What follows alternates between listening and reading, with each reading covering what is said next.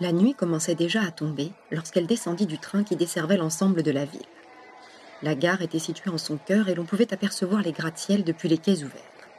C'était une grande ville portuaire entièrement construite sur un ensemble d'îles au milieu d'un fleuve, relié par de multiples ponts au continent et dont le commerce, qui aurait pu être florissant, ne s'épanouissait pourtant pas. Le quai était bondé de pendulaires qui repartaient chez eux dans les différents quartiers qui s'étendaient du port jusqu'aux banlieues et la campagne environnante. Des hommes en costume, leurs mallettes à la main, des femmes en tailleur et leurs sacs à main glissés sous le bras, mais aussi des ouvriers de chantier, des mères tenant par la main leurs enfants, se pressaient en une foule compacte et grouillante. Plus loin, à l'entrée de la gare, deux hommes en tenue de police déambulaient lentement en observant la foule. Des passants traversaient le quai à toute vitesse, d'autres s'enfonçaient dans les souterrains pour changer de voie, et d'autres encore semblaient errer à la recherche d'une personne. L'un d'eux, qui n'avait de cesse de jeter des coups d'œil furtifs autour de lui, finit par glisser sa main dans le sac d'une femme d'une quarantaine d'années qui débarbouillait le visage de son fils.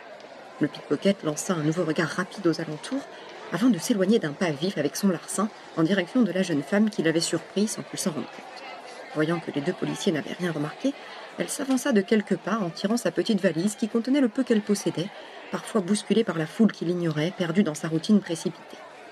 Elle ne quittait pas des yeux le voleur qui s'éloignait d'un pas allègre de sa victime, la main crispée dans la poche de sa veste. Lorsqu'il arriva à sa hauteur, la jeune femme fit un brusque mouvement de côté pour le bousculer.